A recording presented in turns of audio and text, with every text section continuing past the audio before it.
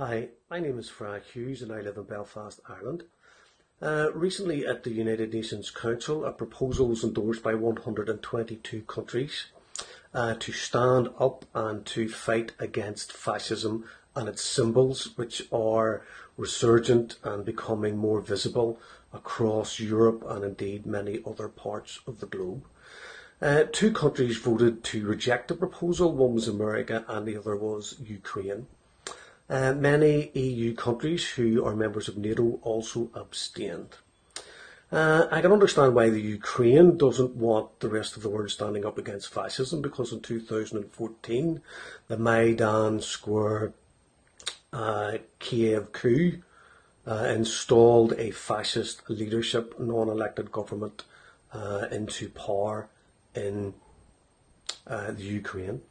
America doesn't want to stand up to fascism because America uses fascism in its attempts to destabilise other countries throughout the globe. It is part of their foreign policy agenda to use people who are bigoted, intolerant, racist, and by definition fascist in order to destabilise and balkanise different countries throughout the world. They balkanised the Sudan, they're trying to balkanise Ethiopia. There are colour revolutions in Hong Kong, Belarus.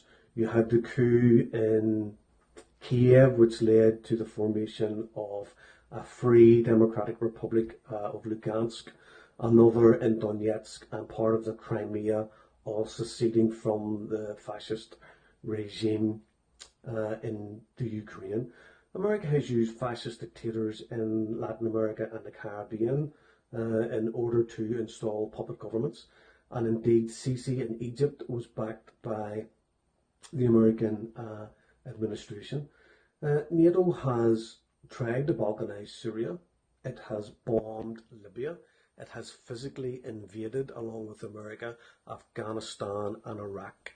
We must stand up against fascism. We mustn't allow a rewriting of history that tries to equate fascism with communism, to say that the Nazis and the Russian revolutionary government in the previous Soviet Union were somehow, one was as bad as the other. 26 million Russians died in order to prevent fascism succeeding in its ideals of a supremacist state with a supremacist race throughout Europe.